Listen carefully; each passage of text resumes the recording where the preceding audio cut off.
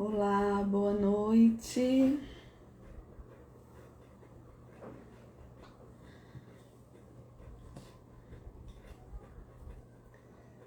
Tudo bem? Esperando vocês entrarem. Hoje vamos conversar sobre 3 sabotadores aí do uso eficaz do laser. Oi, Débora, boa noite. Tudo bem?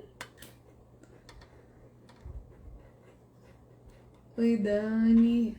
Ai, gente, tô com medo do negócio de despencar aqui, peraí. Gente, como é que vocês estão? Eu achei que hoje eu não ia conseguir nem estar aqui. Tá uma loucura, a gente tá mudando um pouquinho algumas rotinas aqui de horário. Voltei ao trabalho 100% presencial agora lá na UFMG, então tá sendo uma semana de adaptação. Estamos aqui loucos numa nova rotina. A Luísa dormiu assim, uns 45 do segundo tempo. Eu já tava assim, meu Deus, vou ter que entrar pra avisar o pessoal que eu não vou nem conseguir fazer a live de hoje, porque meu marido tá lá ajudando a mais velha no para casa e eu com a pequenininha e lá grudada, tá? Um grudinho, principalmente depois do desmame, né? Que a gente encerrou mesmo a amamentação. Depois vou contar aqui pra vocês como foi. Mas domingo foi assim, o último dia mesmo. E foi muito legal. Enquanto o pessoal vai entrando, eu vou ficar aqui batendo papo com vocês. Eu não sei se vocês conhecem, não é propaganda, tá, gente? Não é publi. Eu não sei se vocês conhecem aquela Lacto Joias. Acho que é Lacto mesmo que chama, que é uma joia de leite materno. Eu tenho da amamentação da Larissa a joia materna, né? Que é aquele pingente em gota. E tem a Lacto, que também manda pra gente pra casa o kit. E a gente mesmo faz com leite em casa, o molde, o pingente. E tem um que é no formatozinho de coração. E aí eu coloquei ela na roda pra fazer, já vinha, né, assim, ela só tava mamando muito pouquinho antes de dormir. Boa noite, Ivone. Ela tava mamando bem pouquinho antes de dormir só, mas eu queria cortar de vez. E aí eu coloquei ela, peguei uma bomba de tirar leite, né, e aí peguei, tirei um pouquinho assim junto com ela e falei, pronto, Lulu, agora a gente tá tirando todo o leitinho que tem no mamar e ele vai se transformar num coração. E aí ela ajudou a misturar, ela colocou no molde, e ficou assim, marcou que agora tinha acabado. E aí quando de noite ela já nem pediu, ela falou, o leitinho virou coração? Eu falei, o leitinho virou coração. E aí fica com pingente, né, pra gente, então tem a representação física ali pra ela do que virou o mamar. E eu achei mó bonitinho, porque ela não... Desde então ela entendeu, não tem pedido mais, só que às vezes demora um pouquinho mais pra dormir, quer mais colo, fica mais dengosa, mas no fim deu certo. Então, quem tá chegando por aí, hoje nós vamos falar sobre sabotadores no uso eficaz do laser. Né, eu separei aqui 3 erros muito comuns que eu vejo de alunos, de colegas, né, de profissionais em geral, que eu falo, opa, se você virar essa chavinha aqui, seu horizonte assim vai se abrir muito mais para o uso desse recurso.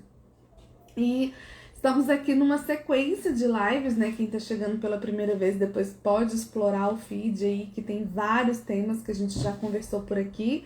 E essas lives são aquecimento para um evento gratuito que vai acontecer na próxima segunda-feira, dia 4, que eu coloquei o nome de Marco Zero do Laser na Amamentação. É um evento para a gente conversar sobre tudo que envolve laser, o que é laser, LED, qual a diferença desses tipos de luz e como que eles podem auxiliar na amamentação. Então, se você ainda tem dúvida se vale a pena investir nesse recurso, se quer conhecer um pouco mais, né, do que eu falo, de como é o meu trabalho com esse recurso na área de amamentação, se tem dúvidas, pode se inscrever, a inscrição é gratuita, tá? Tá na minha bio o link. E nesse evento eu vou abrir as vagas para a próxima turma de laser terapia aplicada à amamentação. Então vai ser uma turma um pouco diferente, tá? Porque nós não vamos ficar com as vendas abertas por muito tempo, porque eu tô começando um projeto muito novo, muito legal, no formato diferente. Eu vou ter bônus muito legais para oferecer para vocês. Então vai ser assim, quem quer vir, vem, tá? Porque não vai ficar muito tempo aberto não. Só para vocês terem uma ideia, a gente abre as vagas no dia 4 de abril e o curso já se inicia no dia 13 de abril. Então a gente vai ter um período aí bem curtinho de intervalo, mas eu garanto que quem se inscrever vai valer muito a pena. E quem quiser concorrer a uma vaga para esse curso, pode, né, no curso de laser terapia, né, em amamentação, pode também se inscrever na aula gratuita e seguir o passo a passo que tá aqui no post para vocês do meu feed. Só rolar ele aí que vocês vão achar o post de propaganda da aula do dia 4 e lá tem os critérios para quem quiser também participar do sorteio.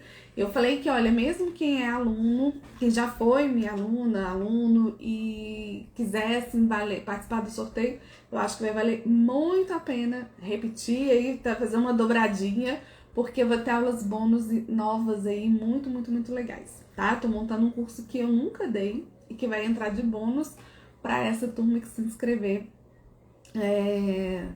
no dia 4, tá? Mas isso eu conto mais pra frente lá no dia.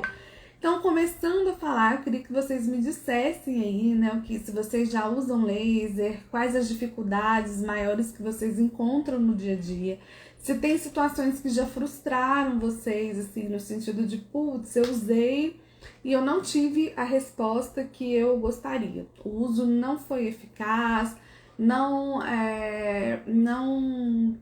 tive aquele impacto que eu queria ter, ou a pessoa que recebeu o tratamento não ficou satisfeita. Isso já aconteceu com vocês? Me contem aí um pouquinho, porque eu separei aqui, como eu ia dizendo, três parâmetros, três situações que eu acredito serem os erros mais comuns em quem utiliza laser. Lembrando, gente, que assim, quando eu falo de efetividade, a gente tem que ter um parâmetro para medir isso, né? Porque nem sempre a gente não ter uma resposta imediata significa que o recurso não tenha sido eficaz. Eu já falei aqui em outras lives que trabalhar com fotobiomodulação é trabalhar com absorção de luz. Se todos nós que estamos aqui reunidos nessa live formos para o sol e ficarmos o mesmo tempo lá, na mesma praia, no mesmo metro quadrado, cada um vai reagir ao estímulo luminoso de uma forma diferente. Então, às vezes, a ausência de uma resposta imediata não é fracasso, não é falha do recurso, às vezes é uma necessidade de virar alguma chavinha aí na cabeça, de recalcular a rota e de entender por que esse resultado não apareceu e como ajustar o protocolo para isso, tá? Então, o primeiro erro que eu vejo aí é não conhecer a fisiopatologia da doença, tá? Gente, o laser, vocês têm que entender que ele não é um método de tratamento. Eu falo muito isso, assim, que tratamento você usou? Laser terapia.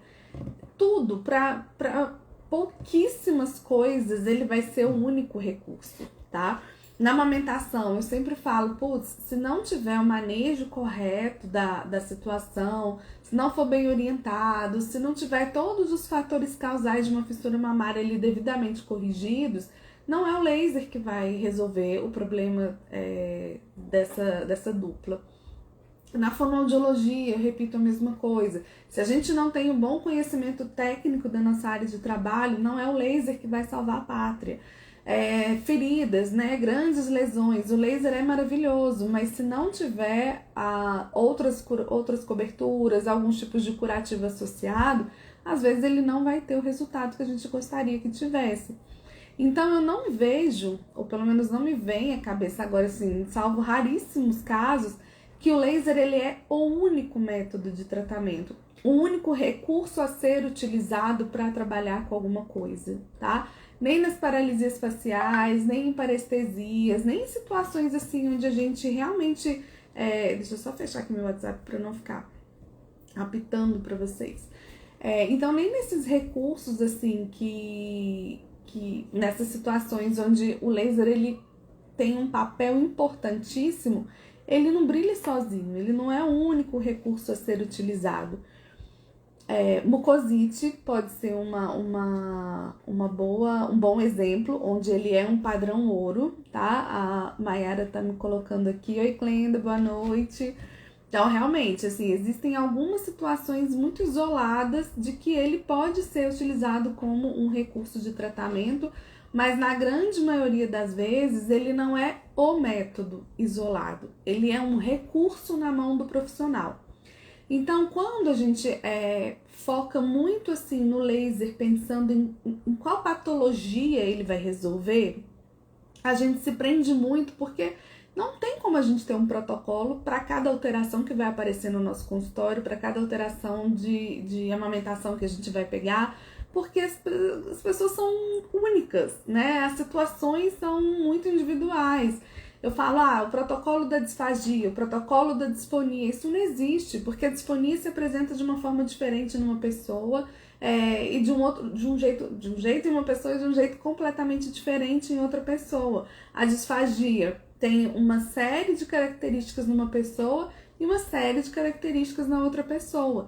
Então, se você fica assim, meu Deus, qual que é o protocolo para disfagia? Qual que é o protocolo para pro ronco e apneia? Qual que é o protocolo? A gente se prende muito num raciocínio fechado ali e a gente não entende que o laser ele vem para nos auxiliar a alcançar objetivos terapêuticos.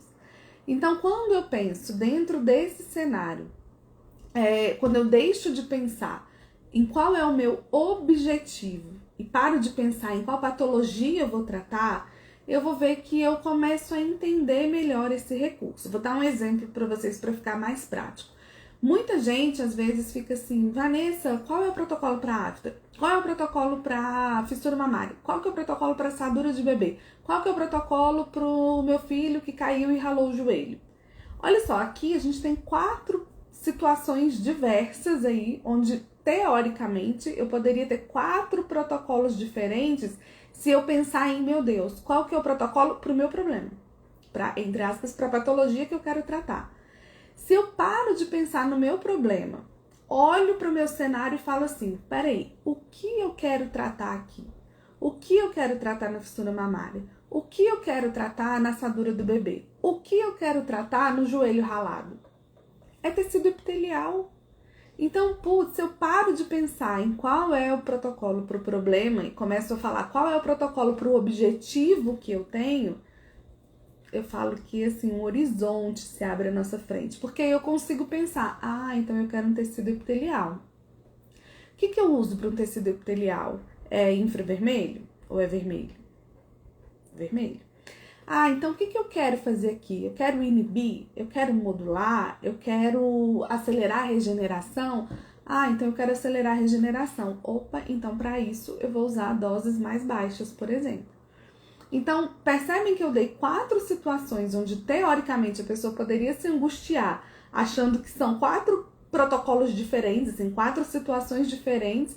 E se eu paro para pensar e falo assim, em que eu quero a ajuda do laser? Isso aqui se transforma em uma coisa só. E aí eu vou ver que, o protocolo para afta, o protocolo para assadura, o protocolo para o joelho ralado, o protocolo para fissura mamária, é o mesmo?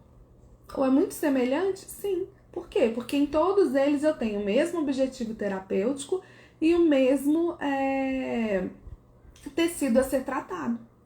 Então, quando eu paro para pensar e eu consigo ter essa visão de que ele é um recurso para me ajudar em um objetivo, e não para salvar minha vida, para resolver meu problema, para tratar aquilo ali para sempre, ainda que seja, como nos casos da mucosite, né, ainda que ele esteja ali, ele é suficiente sozinho, mas isso me ajuda a montar o meu raciocínio, tá? Então, essa primeira coisa que eu vejo, assim, que trava o raciocínio.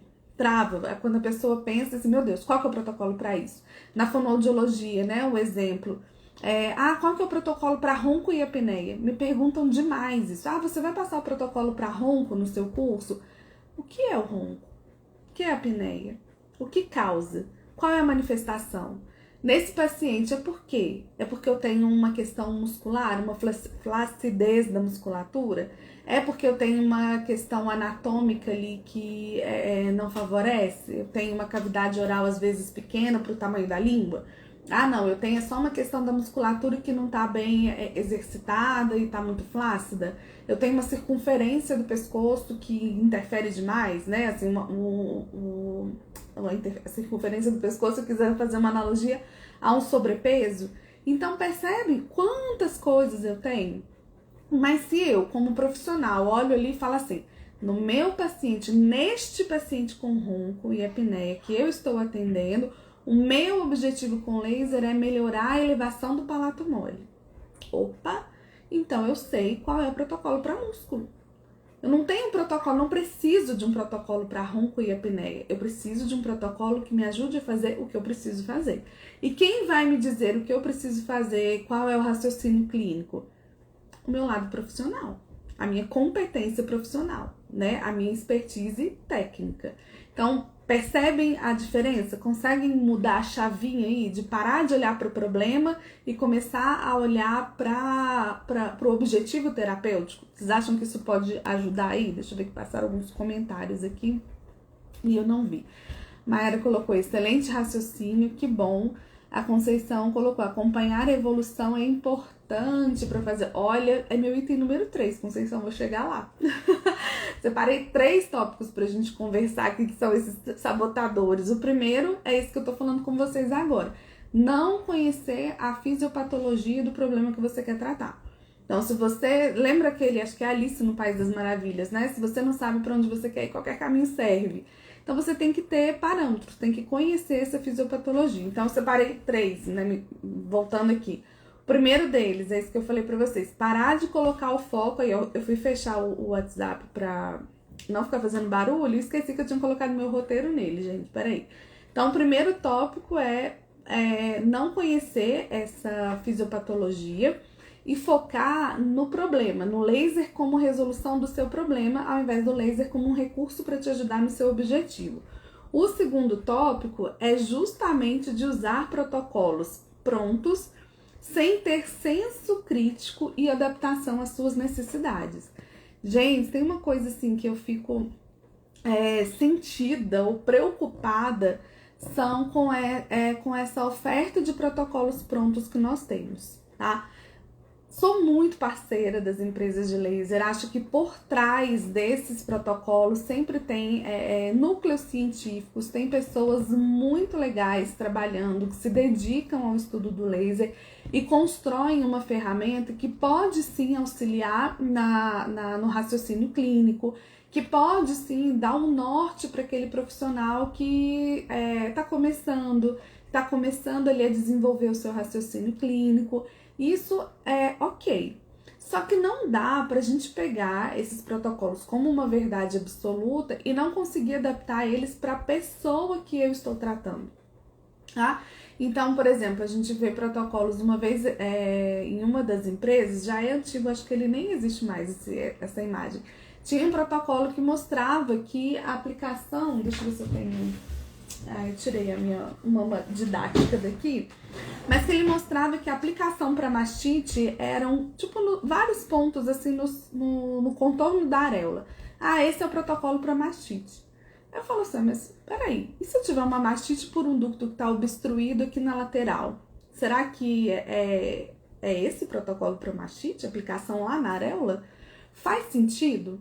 Porque uma coisa é olhar e falar assim, interessante a dose que ele usou, interessante o comprimento de onda que eles sugeriram, faz sentido pro que eu aprendi, faz sentido pro conhecimento que eu tenho, mas espera aí, eu não vou usar isso na areola, eu vou usar isso onde está inflamado, vou usar isso onde tem o meu problema. Isso é um uso eficaz do laser. Mas se eu olho e falo assim, meu Deus, o protocolo da mastite é a aplicação na areola, e eu ignoro todo o resto que eu tô vendo ali na pessoa que está na minha frente, isso é um dos maiores sabotadores que nós temos, porque a gente se prende tanto num protocolo fechado, único, adota aquilo ali como uma referência e esquece de olhar a pessoa que está sendo tratada. No laser, gente, a gente trabalha muito com a ideia de janelas terapêuticas. Eu sei, a literatura vai me mostrando aí, com o passar do tempo, caminhos, doses, ou quantidade de energia que funciona dentro de um certo intervalo. Erra quem pensa que a gente crava uma dose. Ah, não, o protocolo da fissura é 2 joules. Não é, isso é um raciocínio. Se você aprendeu que são 2 joules, mas você não sabe sair disso quando não funciona, você está se sabotando, você não está deixando o seu raciocínio clínico falar mais alto. O feeling também, às vezes a gente olha e fala assim, cara, essa lesão aqui eu tô olhando pra ela, eu tô sentindo que precisava de um pouquinho mais. Ou então eu tô sentindo que eu podia fazer uma terapia fotodinâmica, eu tô sentindo que ela tem algum sinal, talvez, de que esteja infeccionada. E não, mas o protocolo de fissura 2 joules vermelhos... Não, né? O protocolo serve para nos nortear. E se a gente se prende nele, não tem senso crítico e não consegue sair da casinha ali, da caixinha, né? E olhar a pessoa que está sendo tratada por vocês, esquece, vocês vão se frustrar demais. Eu posso ter essa referência de uso e ele funcionar? Ótimo, aí é alegria. E se ele não funcionar, eu sei recalcular minha rota? Eu sei parar e falar assim, opa, por que será que essa fissura não fechou? Eu coloquei 3 joules e ela não fechou. Será que eu preciso pôr mais ou será que eu preciso pôr menos? Se você não sabe responder essa pergunta, você tem um problema. Porque você está com seu raciocínio clínico travado. Você não consegue sair, não consegue entender o primeiro item, né? Que eu falei pra vocês. Qual é o seu objetivo naquela lesão ou naquela situação, alteração que você está se propondo a tratar. Então fica aí a segunda dica. Protocolos, eles são muito bons, eles são muito interessantes. Vem cá, eles são, pode vir, vem me mostrar o resultado do para casa, gente, peraí. Nossa, arrasou, posso mostrar? Um porta-lápis, olha, um monstro de porta-lápis. Você arrasou, tá muito artista você que é pai. Ok, agora vai lá se ajeitar pra dormir. Eu que fiz isso sozinha, meu pai não quis. Tá bom. Ele é preguiçoso. É preguiçoso? Entendi. É porque pra parar a casa é seu, né? Ele te ajuda.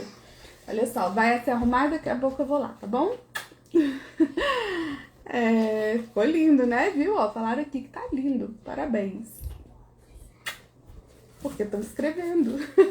Assim como você sabe, porque tá silêncio, né? Não tem ninguém falando comigo.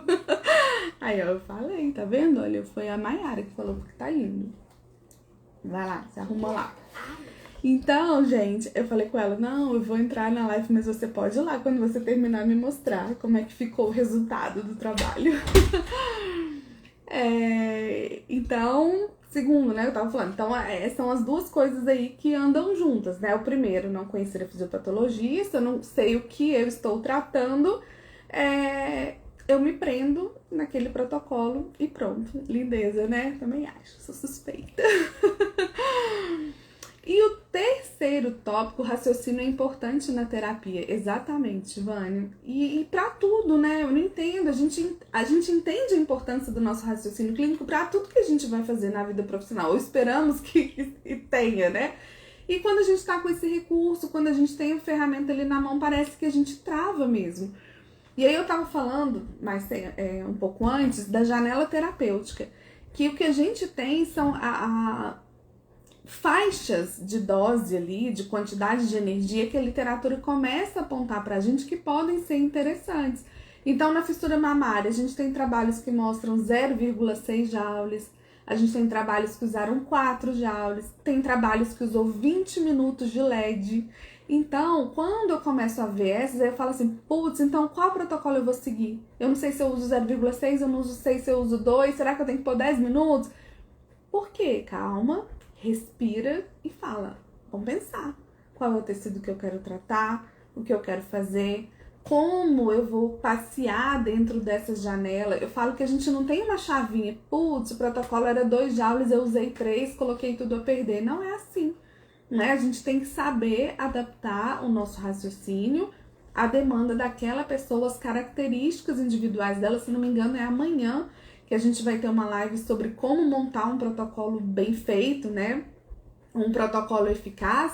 E o raciocínio é justamente esse, da gente falar assim, opa, quem é esse sujeito? Onde eu quero chegar? Isso vai me dizer qual comprimento de onda eu uso. O que eu quero fazer lá? Isso vai me dizer a dose que eu utilizo, né? A quantidade de energia. E o terceiro sabotador aí que eu vejo desse uso eficaz é justamente o que eu acho que a Conceição colocou aqui pra cima, que é não ter ferramentas para mensurar os resultados obtidos. Gente, o maior erro que a gente pode ter é a gente fazer e não saber avaliar se foi bom ou se foi ruim o que a gente fez. Né? Então, como é que eu vou dizer? Não, por exemplo, eu vejo muito isso e falo muito isso com os alunos dentro da fonoaudiologia. A gente não usa o laser na avaliação. A gente não usa o laser no começo da terapia, óbvio, a não ser que você já esteja ali, já conheça bem o paciente, já tenha objetivos muito definidos, né? Mas a gente não chega e fala assim, oi, tudo bem? Que bom, meu nome é Vanessa. Bom, vamos começar a sua avaliação, deixa eu fazer um laser aqui. Não é assim que funciona. Não fiz o laser na avaliação, mas ele chegou pra terapia, eu vou falar pra ele assim, olha, então agora a gente vai fazer um exercício de língua. Antes da gente começar, vem cá que eu vou colocar o laser na sua língua pra te ajudar. Não é assim, porque eu não vou ter nem noção se o laser tá me ajudando ou se ele não tá. Então, o que eu faço? Nesse contexto de terapia, por exemplo, preciso ter ferramentas. Eu chego pra ele e falo assim, ô fulano, vem cá. Coloca a língua pra mim pra fora, ou manda um beijo, ou faz uma protrusão do lábio, deixa eu ver o que você consegue. Tá vendo que no momento tal ficou difícil? Parece que começa a tremer, ou você saiu ali da postura correta e tal. Percebe como que isso daí ficou diferente? Isso pode ser um sinal de fraqueza. Tô simulando, tá, gente, aqui. E aí eu viro e falo assim, então agora a gente vai usar um recurso aqui que eu tenho pra ver se isso vai te ajudar a executar esse exercício de um jeito melhor, tá bom? Aí eu vou lá, aplico o laser nos pontos que eu julgar necessário aplicar e falo pra ele, agora repete pra mim de novo. E aí eu vou saber falar, olha, tá vendo como que melhorou? Nossa, você achou que ficou mais fácil? Você achou que você conseguiu fazer com mais facilidade? Sentiu que tá mais leve? Então não sentiu diferença nenhuma? Opa, então e aí? Não sentiu diferença nenhuma. O que eu tenho que fazer? Eu tenho que pôr mais um pouquinho ou será que eu coloquei demais? Depende, cada caso é um caso.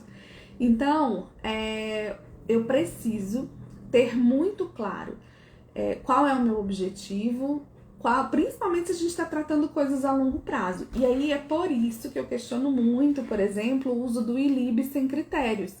Ou o uso do ILIB fora de parâmetros que é da minha competência avaliar. Então, como, por exemplo, que eu vou chegar para um paciente meu que tá lá, me procurou por causa da DTM dele. Morre de dor e aí eu começo a fazer o ILIB porque ele tem pressão arterial também alterada. Eu conheço, eu vou aferir a pressão dele no início da sessão, não faço isso de rotina. Ou não, eu tenho um outro exemplo que me apareceu essa semana também, de uma aluna que veio, aluna é sempre aluna, né, gente? Colega, tudo junto. Mas ela veio conversar comigo e falou, não, porque eu tô atendendo um paciente, eu faço o ILIB nele e ele tem diabetes. Será que o ILIB também pode ajudar no controle da diabetes?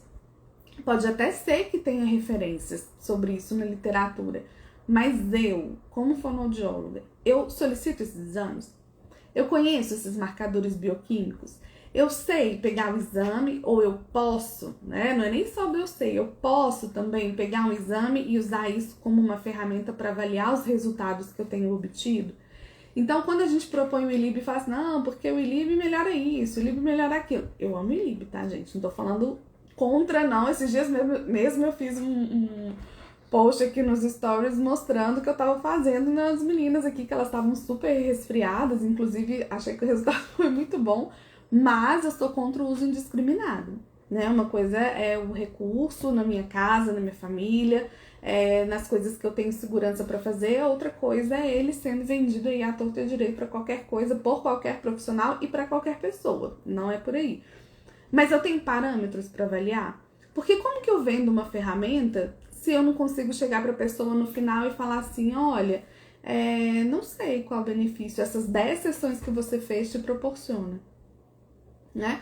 Ou se eu mando ela assinar um termo de consentimento livre, esclarecido antes, falando assim, olha, a gente espera que o ILIB te ajude a se sentir melhor, mas eu não te garanto nada. Como você vai avaliar?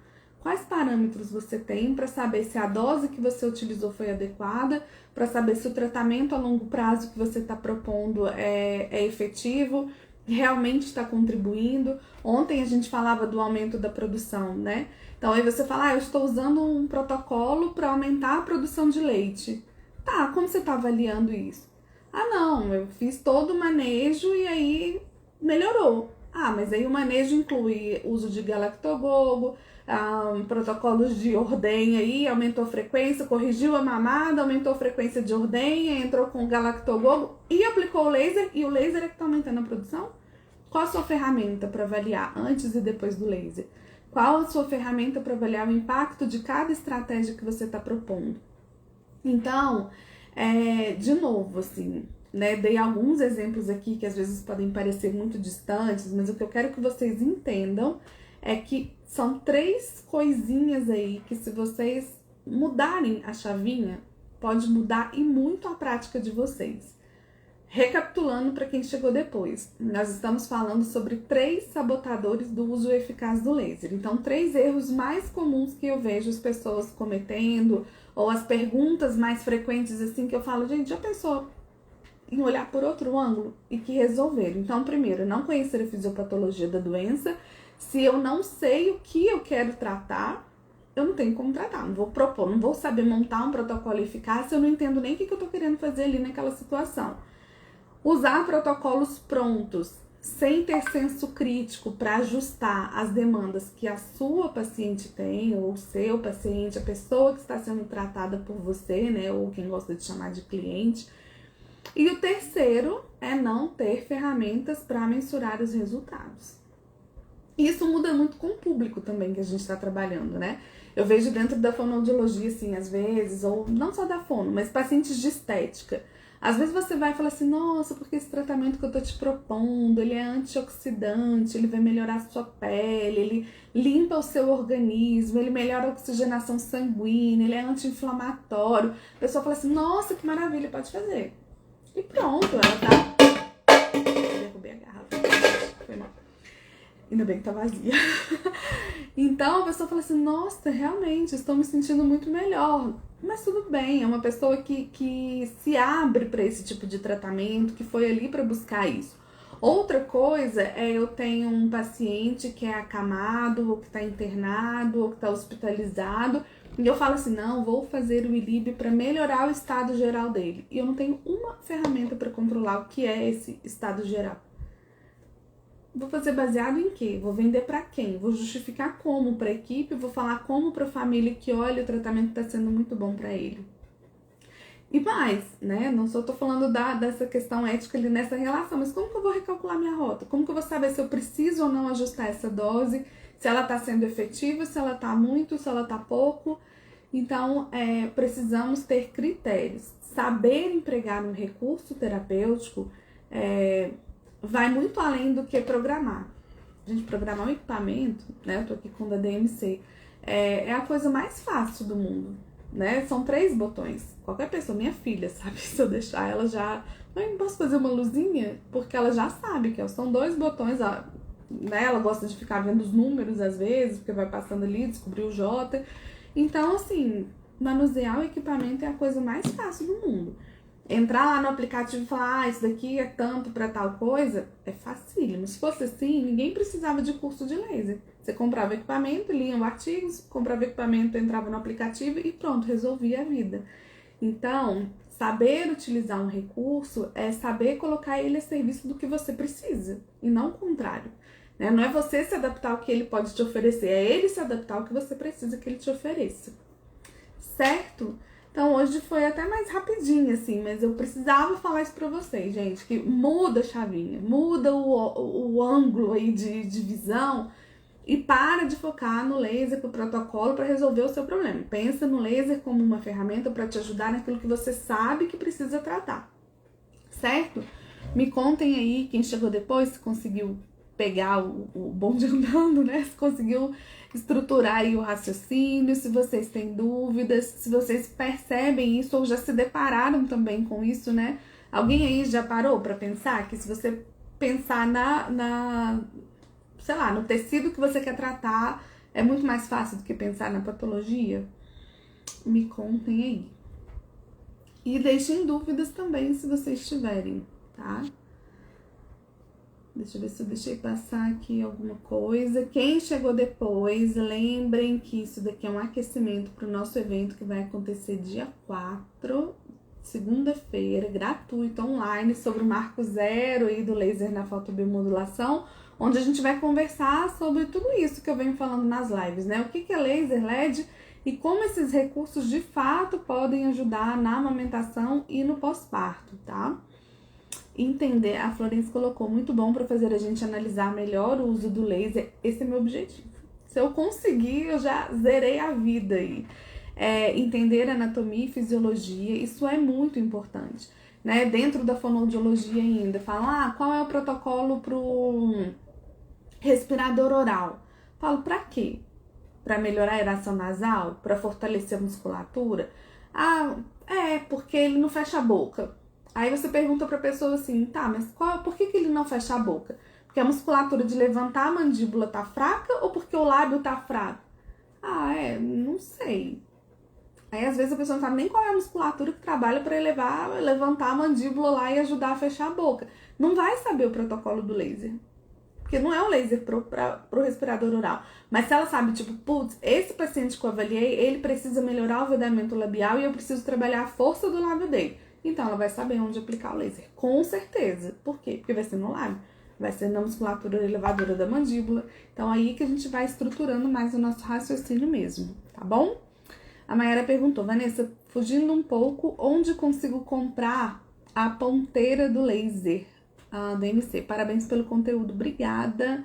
A Vânia colocou parabéns, você sempre top, obrigada. Mari, super, mas quebro muita cabeça ainda. Até eu também, até hoje. E olha que já tem quase 10 anos que eu tô nessa caminhada aí. E eu ainda encontro muitos desafios, assim. Tem hora que... E a literatura vai mudando também. Eu já vou responder, tá, Mayara?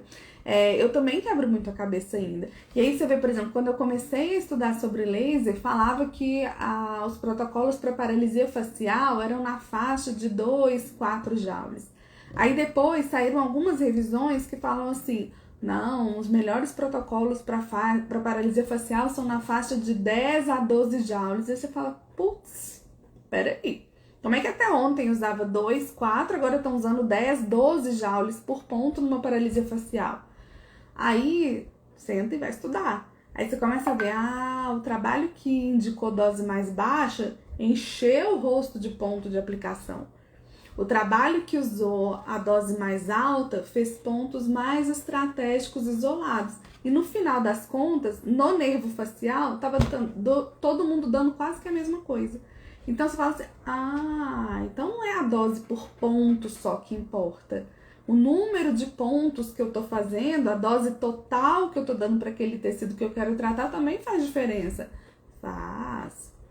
Então, sai um artigo diferente, mostra uma dose totalmente diferente do que você tá acostumado a utilizar, e você fala assim, putz, tô fazendo errado. Não. Aí quando você senta, estuda, você fala assim, vou recalcular minha rota. Ou sai uma coisa que até ontem era contraindicada e hoje não é mais. Então quebrar a cabeça, minha filha, vamos continuar e por muito tempo ainda. E eu vou te falar que eu acho que isso é o mais gostoso, o mais desafiador, né? A gente tentando buscar isso.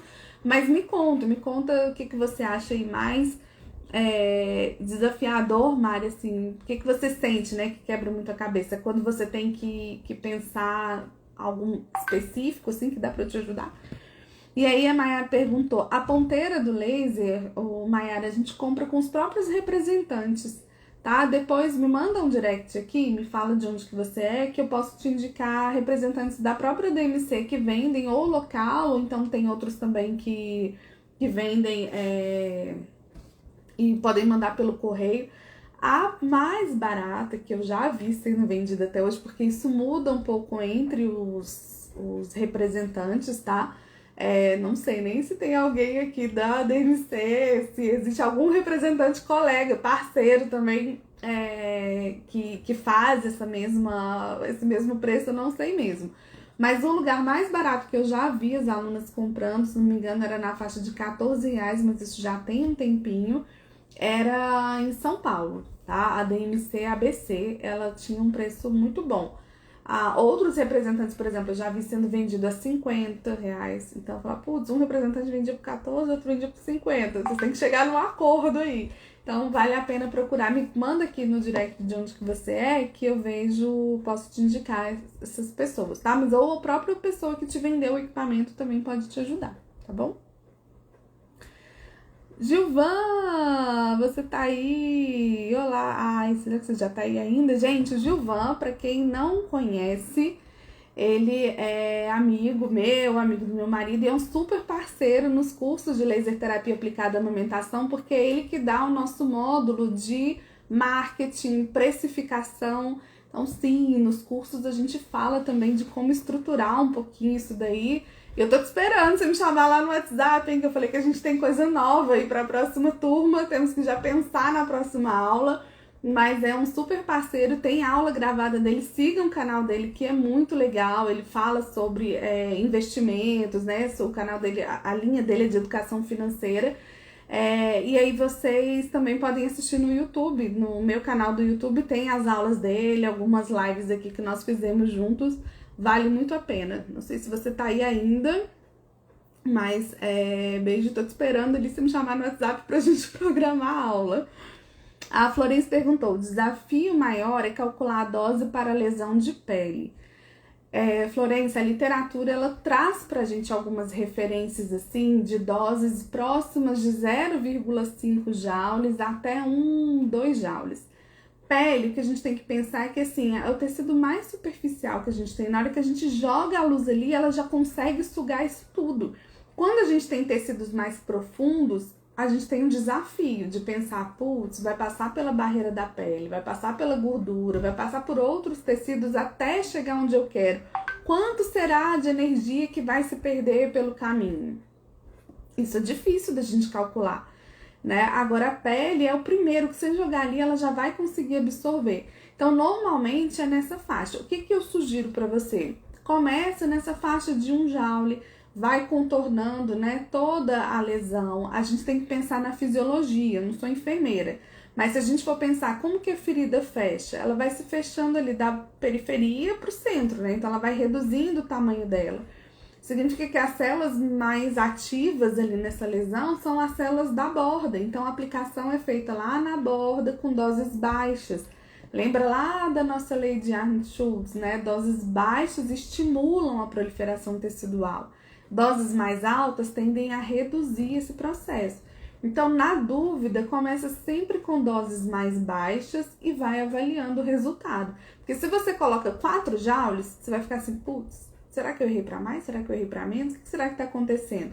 Mas se você coloca ali 1 joule e não teve uma resposta esperada, numa outra sessão você sobe um pouquinho, 1,5 joule. E aí você começa a ter ali uma zona de conforto para ir aumentando, diminuindo um pouquinho, até chegar naquela dose que você perceber que seu paciente respondeu bem, né? Ou que você observou uma boa evolução. E sempre tem ali por trás a sua visão de enfermeira, né? Como é que tá a característica dessa lesão? Como é que estão essas células aqui? É uma lesão viável de cicatrizar? Ah, existe uma necrose? Existe uma... já tô metendo o B dele, tá, gente? Posso estar falando até besteira. Existe um tecido necrosado? Existe, sei lá, um esfacelo que pode ser uma barreira para penetração da luz que eu gostaria que tivesse? Às vezes uma casquinha ali do machucado, ela tá absorvendo toda a energia que você queria que tivesse chegando na ferida e aí por isso não tá sendo efetivo. Começa a olhar assim, foca na dose mais baixa e começa a olhar variáveis que tem ali ao redor, dentro do que você conhece do tratamento dessas lesões, que podem estar interferindo nos resultados. Porque às vezes não é o protocolo que a gente usa que tá errado. Às vezes o errado tá ali em outra coisa, que a gente nem se atentou ainda, e quando a gente para e fala assim, esquece o laser, deixa eu olhar para a ferida, ou deixa eu olhar para a minha situação, a gente consegue ir percebendo. Mas de modo geral, dose para lesão de pele é dose bem baixinha, em vários pontos, e se forem lesões grandes, assim, a ideia é que vá calculando ali vá aplicando sempre no contorno, né, da ferida. De Salvador, tá? Eu vou procurar quem... Eu não sei, né? Se tem alguém que te vendeu, que você tenha de referência. Se Senão eu te passo os contatos também, tá bom? Vende a ponteira pra quê? Ou até porque a gente perde as pessoas desastradas, assim, tipo eu, tipo a minha colega Mayara, a gente pode perder. Se você comprou equipamento mais recente, eles agora vêm com 3 ponteiras, né? Mas os equipamentos antigos, eles vinham com uma só. Então, às vezes, sem querer, você vai tirar o plástico filme, quando vê a ponteira já foi junto. Ou às vezes coloca dentro de uma caixinha pra higienizar depois, né? Saindo de um atendimento pro outro, se perde. Igual, acho que o mesmo lugar aqui em casa, pelo menos, acho que o mesmo lugar que pega as buchinhas de cabelo, pega minhas ponteiras de laser, porque some, assim, desaparece. Aí acaba tendo essa possibilidade de comprar avulso, tá? Quando eu preciso recalcular a rota, tem hora que eu fico no vácuo, tô rindo, mas por respeito, sem entender o porquê deu errado.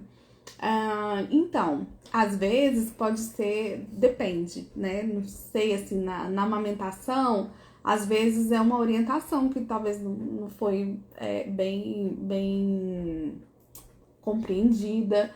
Às vezes pode ser, por exemplo, fissuras mamárias, gente. Me coloca aí, tá, Mari, se você quiser me exemplificar com alguma outra situação.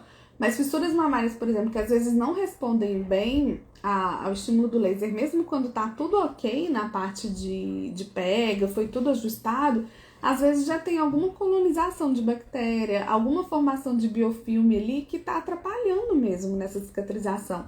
E aí não adianta a gente ter um recurso que vai potencializar, mas a gente tem outro que tá travando ali, a gente não sai do lugar. Então, numa situação como essa, por exemplo, às vezes vale a pena fazer um PDT, às vezes vale a pena associar algum outro tipo de tratamento que seja antisséptico, que possa melhorar a condição do tecido como um todo. E não só acelerar essa proliferação tecidual, por exemplo, tá? Mas eu não sei se era da amamentação mesmo, me dá algum outro exemplo aqui que eu consigo te ajudar. Deixa eu ver se tem mais algum. Florence, gratidão. Imagina, tenho resultados muito bons com a ajuda do laser. Que bom.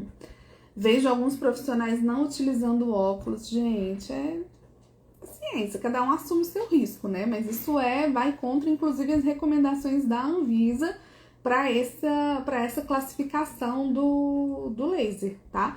Acho que teve uma live aí, uma das primeiras que a gente fez aí nessa maratona, que falava sobre a diferença dos equipamentos de alta potência e baixa potência.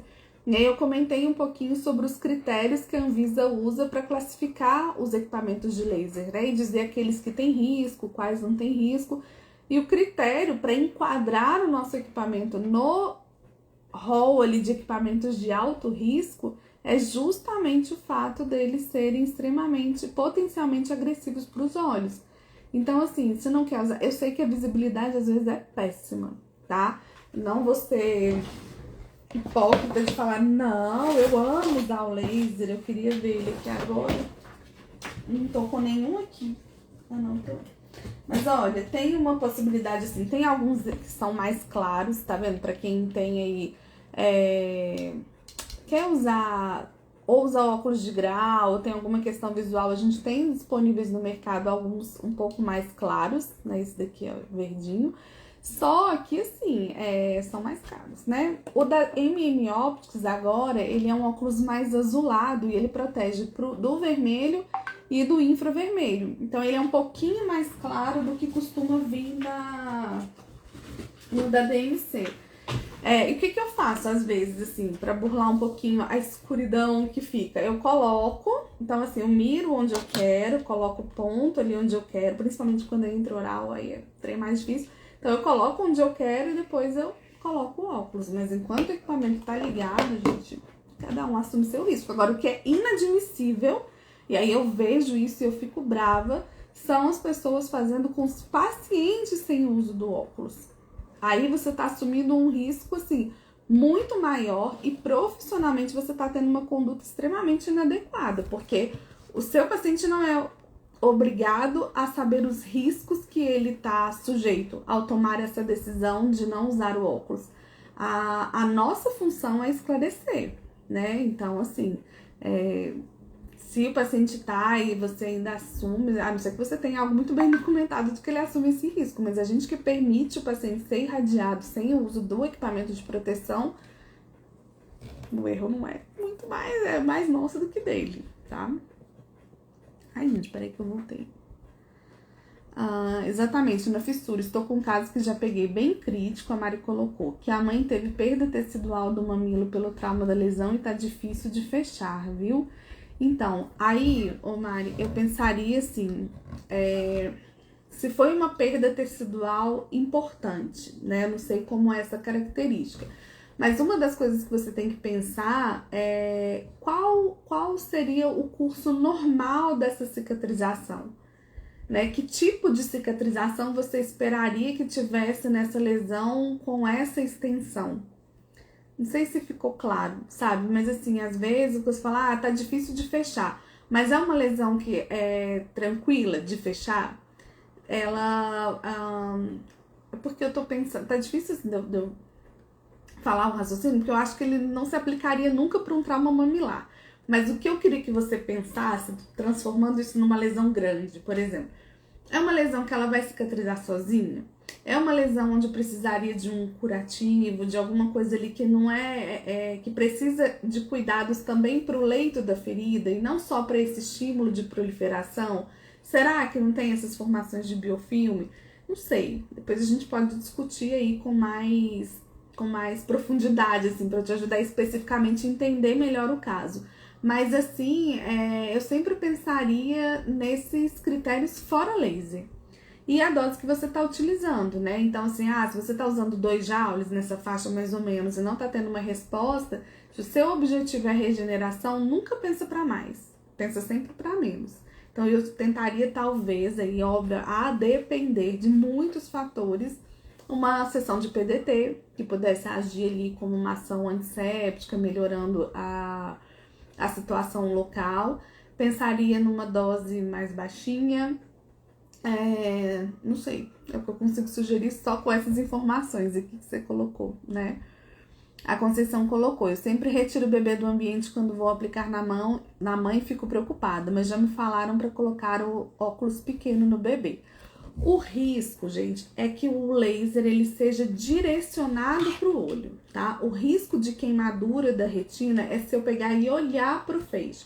Ou se acidentalmente, e quando era curso presencial, gente, eu falava que era igual uma metralhadora, né? Quando começava a parte prática das pessoas manusearem o equipamento, era muito assim, ligava e falava, ô Vanessa, eu falo que igual metralhadora. Então o risco é quando você, sem querer, propositalmente ou sem querer, você direciona o feixe para os olhos. Então assim, a mãe tá na poltrona, o bebê tá novinho, tá deitado no berço, olhando para cima. O risco desse equipamento sair da sua mão e direcionar o feixe pro olho dele é mínimo, tá? Então eu não teria esse excesso de cuidado, assim, de retirar do ambiente, que não dá. O bebê agitado, acordado, no colo da mãe e tal, e você fazendo laser lá com ele no colo. Mas se tá em outro ambiente, assim, tá no berço, tá numa posição que dificilmente o raio, assim, né, a luz vai conseguir ser direcionado pro olho dele diretamente, o risco é mais baixo, tá? A grande questão nos pacientes adultos é que às vezes eu tô fazendo o ILIB aqui, mas eu já fazendo o ILIB, vendo televisão, quando eu olhei, o negócio tava assim já, ó. Na hora que eu fui olhar pra ver, veio pro meu olho, que eu tava fazendo sem o óculos. Então, assim, o risco sempre existe se você está aplicando na pessoa. Então, eu não deixaria a pessoa que está recebendo laser ficar sem os óculos, tá? Mas os acompanhantes, algumas pessoas ao redor, não é o contato, assim, com a luz que pode ser prejudicial. É esse direcionamento ali, é o feixe mais concentrado mesmo, porque ele vai tentar formar uma imagem com essa luz. E aí pode queimar a retina mesmo, entendeu? Vou querer sim discutir depois. Ótimo, Mari, documenta bem o caso, né? Me manda que a gente conversa e se tiver sucesso, depois a gente faz até uma livezinha fechada pra gente discutir o caso, se você topar. Certo? Bom, pessoal, acho que por hoje é isso, né? Recapitulando aí para quem chegou depois, nós falamos sobre 3 sabotadores do uso eficaz do laser. Primeiro, não conhecer a fisiopatologia da doença e achar que o laser trata o que você não sabe resolver. Não. Primeira coisa é você ter seu objetivo terapêutico muito bem traçado e aí você vai saber onde colocar a ponteira, aí você vai conseguir pensar melhor em qual protocolo elaborar. Usar protocolos sem senso crítico, né? Achar, abri o aplicativo, entrei, li o artigo, fiz isso, vi na live, não sei o quê, e toma aquilo ali como uma verdade que te cega e te impede de olhar as variáveis clínicas que o seu paciente tem, a situação e aquela pessoa que está ali na sua frente. E o terceiro ponto que a gente discutiu foi não ter ferramentas para mensurar os resultados obtidos. Né? Então, se eu já vou ali toda empolgada, vamos começar a nossa primeira sessão, e você taca laser e sai fazendo um tanto de coisa, você perde ferramentas. Só um parênteses que eu lembrei, esse é um dos pontos, por exemplo, que eu não começo as consultorias de amamentação utilizando laser para fissura, para dor. Eu só uso laser para dor mamilar quando eu tô quase indo embora. Por quê? Porque quando eu corrijo a pega, quando eu melhoro, né, parte do problema, eu quero que essa mulher tenha referência e me fale assim, nossa, agora que corrigiu isso, que melhorou, você acredita até que tá doendo um pouco menos?